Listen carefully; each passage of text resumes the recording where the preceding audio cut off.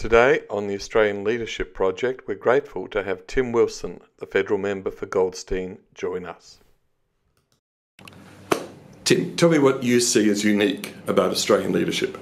I think the thing that's most unique about Australian leadership is the part of it's a sense of larrikinism, but I think that's a somewhat outdated word. I think it's the self-deprecation that's necessary. It comes from an egalitarianism that all people within organisations, there might be formal lines of authority, but it doesn't mean that anybody is better than another person. And one of the best ways to communicate your sense of equality and recognition of the fact that you're not above other people is to joke about yourself and to actually sometimes mock yourself in a way that obviously brings you humour, and you've got to be able to laugh at yourself, but that other people can be validated and legitimised at taking a good intention barb at your expense. And I think that's what makes Australians and mindful of leaders and accepting of leaders. When people take themselves too seriously, there's nothing worse in Australian society than people who take themselves too seriously, because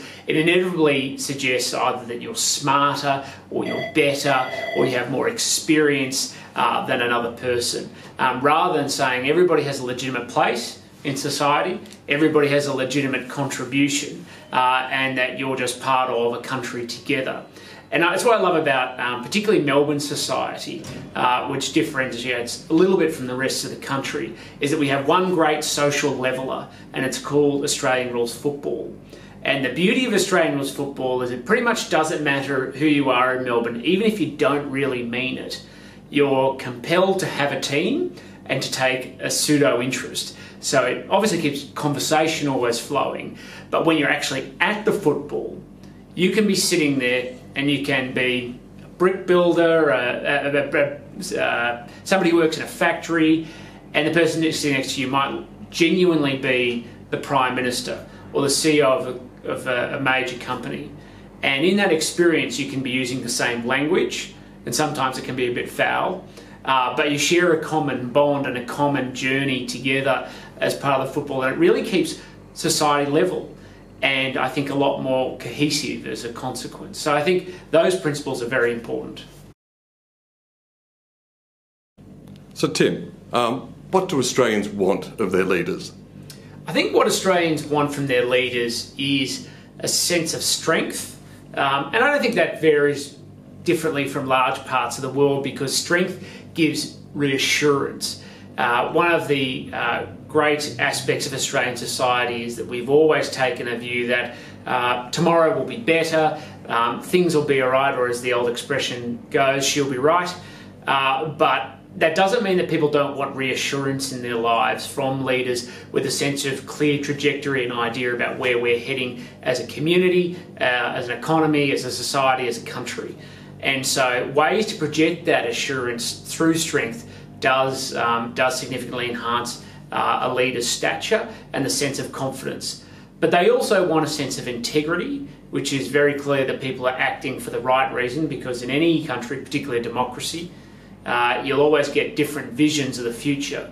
But it's only when you have integrity that people can buy into the vision that you're projecting and believe that regardless of whether they agree or disagree, that it's worth the sacrifice.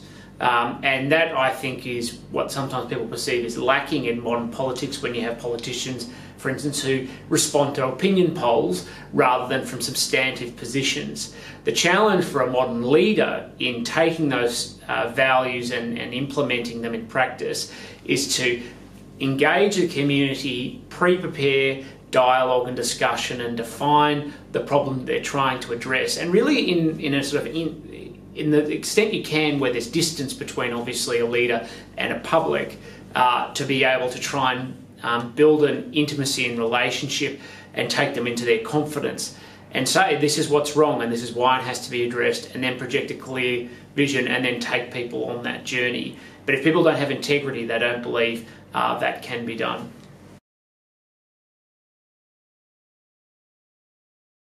Tim, what are your favourite stories of Australian leadership? When we talk about stories of Australian leadership, we can talk about the big figures, but often the best stories are actually community focused. Take the electorate of Goldstein, which I'm very privileged to represent. In our community, we had a young man who developed brain cancer in his late teenage years. He was still at school, and it's one of those fascinating stories, not just of individuals and families, but of a community. Is that tragically the young man Connor Dawes died, but rather than see obviously the tragedy, or in addition to seeing the tragedy, their family got together and said, well, this isn't right and we have to be part of the solution so nobody ever goes through a similar experience. And so, showing leadership, they got together with their community and started raising money for paediatric brain cancer. But they didn't just go off and do something by themselves. They very much embraced everybody and took people on that journey with them, because they had a shared journey of the tragedy of their sons dying with their school friends and extended family and other social networks. Brought together and created a foundation called the Robert Connor Dawes Foundation, which has now raised millions of dollars and nearly $500,000 every year for paediatric brain cancer. So much so they've sponsored and seed-funded programs at the Royal Children's Hospital, which have since been supported by government. But it's really to turn that difficulty and tragedy into opportunity that I find most inspiring. But then there's obviously the national stories. One of the things we love more than anything is a bit of adversity, and it's a bit of everyone who's been successful, I think, in modern political life has had to have their tyres kicked from time to time by the public. Which means that you've often had to fail and demonstrate your failing and demonstrate your contrition from your failure to then be able to go on and be successful. And if you look at, say, for instance, obviously Robert Menzies, who's a great political hero of mine, in the 40s had a very difficult, or 30s and 40s had a very difficult time leading a political party, losing control of it, having to demonstrate to the public that he understood why he had been unsuccessful, but then went on to be Australia's longest-serving Prime Minister. Very similar experience with John Howard, opposition leader in the 80s. Let's just say he got a few things wrong. He identified and recognised that and found a way to bridge the divide between himself and the public. But adversity has always been a very important part of developing that sense of leadership in Australia, and in many ways it's character, because it also, by demonstrating contrition, recognises that you are not the ultimate force. If you want a society based on egalitarianism, as well as leaders who understand egalitarianism, you sometimes have to bare your soul to the public to be able to shift and change. But one of my other great heroes, and somebody who's done something, who did many extraordinary things, was Sir John Monash. And Sir John Monash, what I love about him and what his contribution was, isn't just what most people know him for, which was his war service and his leadership of the Australian forces in the First World War, but that he applied the skills and knowledge of leadership through different facets of his life, like introducing, and it might seem mundane today, but at the time it was revolutionary, introducing reinforced concrete as an engineer into Australia and Victoria, then shifting to his war service and his leadership there. But then when he came back to Australia, after the war, he did a number of exceptional things, including the foundation of the State Electricity Commission, which led ultimately to Victoria using its fuel reserves to create electricity that fed Melbourne and developed modern industrial Melbourne. But he didn't just do that. There were times after the war, during the Great Police Strike, where he was turned to by the public and called upon not just to serve to re-establish order, but then people gave him the temptation of the ultimate prize, which was to run a state and a country without democratic means. But he had faith in democracy and a well-educated population, and so it was this capacity to have all, but to sacrifice it and to give it up for the will of everybody. And in the end, that's essential if you want to be successful, but I think if you want to maintain that integrity for why the reason people turn to you in the first place.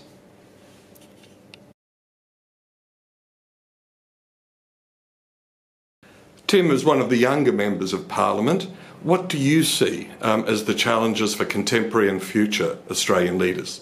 I think the biggest challenge that will inform my political life is the divide that now exists between different sections of the Australian community, between younger Australians, their attitudes, the language they use, and the opportunities that they want, being one of the largest chunks of society. And then you have a lot of baby boomers at the other end who want security, have a different value set, particularly from younger Australians, and a necessity for confidence in a time of their life where, let's face it, once upon a time you worked till about 65, you lived a couple more years and then you passed away. So what does it mean in a society when you've got people who retire at 65 and might have 30 or 40 years ahead of them, and the need and the sense of security they need and to underwrite their lifestyle, their health, as well as their living arrangements? And when you get such a big divide between society and, let's say, a growing awareness but perhaps not empathy of different situations and when they come to a trade-off,